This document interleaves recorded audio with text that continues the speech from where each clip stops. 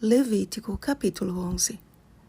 Eu sou o Senhor, que vos faço subir da terra do Egito, para que eu seja vosso Deus. Portanto, vós sereis santos, porque eu sou santo. Versículo 45. Sem dúvida, este capítulo apresenta um dos assuntos bíblicos mais polêmicos, a diferença entre animais puros e animais imundos. O Senhor fez distinção entre os animais que se podem comer e aqueles que são impróprios para o consumo humano. Quando retornamos ao relato da criação em Gênesis 1:29, vemos que o plano original do Criador era que o ser humano tivesse uma dieta totalmente vegetariana. Porém, após o dilúvio, não havia vegetação, e o Senhor permitiu que Noé e sua família incluíssem a carne em sua dieta. Gênesis capítulo 9, versículo 3. Mas antes mesmo dos animais entrarem na arca, Deus fez diferença entre os limpos e os imundos. Gênesis capítulo 7, versículo 2. A lei sobre animais limpos ou imundos, portanto, não é uma nova lei, mas um reforço de uma lei que já existia. Como podemos hoje saber se esta lei permanece válida ou não? Digamos que você tenha que se submeter a uma cirurgia. Quais são as carnes que o médico prontamente proíbe na recuperação do pós-cirúrgico? Carne de porco e seus derivados, frutos do mar e peixe de couro. Não é assim? Existe uma lógica em tal prescrição. Estas carnes são potencialmente inflamatórias, e Deus, em sua infinita sabedoria, já nos tinha deixado orientações para que delas nos abstenhamos. Não são alimento, mas abominação. Ser-vos-ão, pois, por abominação. Da sua carne não comereis, e abominareis o seu cadáver. A nutrição de seu povo é importante para Deus, pois como nosso Criador, Ele sabe bem como o que comemos tem influência direta sobre a nossa mente. Assim como o apetite foi usado no Éden para a queda de Adão e sua mulher, Satanás usou da mesma estratégia na primeira tentação de Cristo no deserto.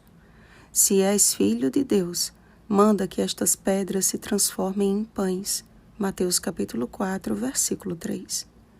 A diferença foi que a vitória provisória que o inimigo teve no Éden não pôde se repetir no deserto da tentação. Ali, o nosso Salvador venceu para que com ele participemos de sua vitória. Chegando ao fim de seu ministério terrestre, Jesus orou por nós e nos deixou o protocolo da santidade. Santifica-os na verdade, a tua palavra é a verdade. João capítulo 17, versículo 17. Deus nos deixou a sua palavra escrita para que por ela fôssemos santificados.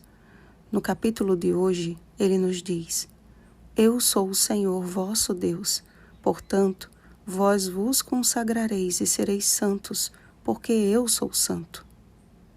E o fato de o Senhor associar a alimentação com santidade nos deixa um recado bem claro, vocês não acham? Existe um abismo intransponível entre a pureza e a impureza, entre a vontade de Deus e a nossa própria vontade.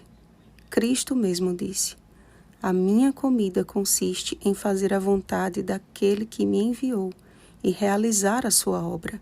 João capítulo 4, versículo 34. Quando desafiamos a vontade de Deus para satisfazer o nosso próprio apetite, estamos corrompendo o templo do Espírito Santo. 1 Coríntios capítulo 6, versículo 19.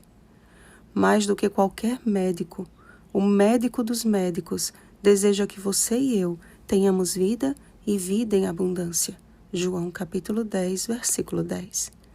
A frase que diz que somos o que comemos resume bem a nossa reflexão de hoje. Esta máquina incrível que é o corpo humano pode ter o seu prazo de validade prolongado de forma útil se seguirmos as sábias orientações de Deus. A saúde, na verdade, é só um resultado do principal objetivo. Portanto, quer comais, quer bebais, ou façais outra coisa qualquer, fazei tudo para a glória de Deus. 1 Coríntios capítulo 10, versículo 31.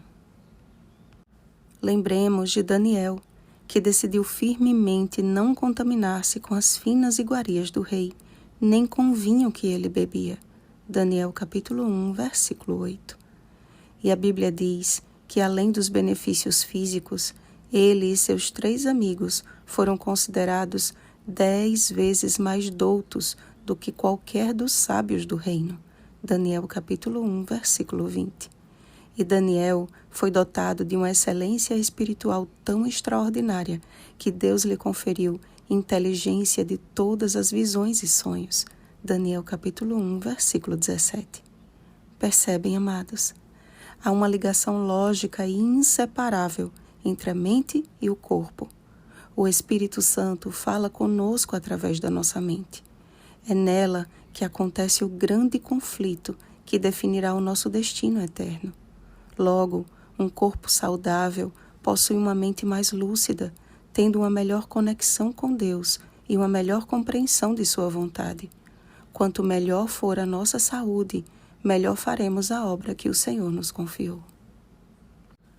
Diante de nossa realidade, de carnes e produtos de origem animal contaminados e causadores de doenças e alergias, creio na mensagem profética para os nossos dias de que o retorno à dieta edênica é a melhor escolha a se fazer. Que assim como Daniel e seus amigos, e como o próprio Jesus, o nosso alimento seja fazer a vontade de Deus. E isso também inclui buscar ter um sono de qualidade, praticar exercícios físicos regularmente, renovar o ar dos pulmões com ar puro, desfrutar da bênção da luz solar, beber água em abundância, ser temperante e, acima de tudo, confiar no poder de Deus. Cuidar da saúde é uma questão espiritual, meus irmãos. Mas cuidado, que a nossa decisão pessoal seja uma bênção para os outros e não um instrumento de condenação. Amado, acima de tudo, faço votos por tua prosperidade e saúde, assim como é próspera a tua alma. 3 João, versículo 2. Oremos, amados. Nosso Deus e Criador, feliz sábado!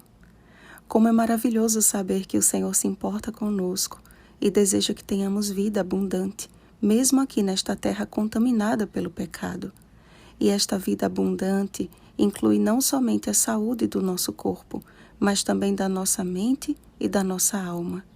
Como seres integrais, podemos desfrutar de uma saúde plena contigo. Louvado seja o Senhor por tão grande privilégio. Ajuda-nos, Pai, no desafio de cuidarmos de nossa saúde, praticando os 8 remédios da natureza, e que a nossa vida glorifique tão somente a Ti. Em nome de Jesus. Amém. Vigiemos e oremos. Um feliz sábado, santos do Altíssimo. Oremos pelo batismo do Espírito Santo. Oremos uns pelos outros. Rosana Garcia Barros.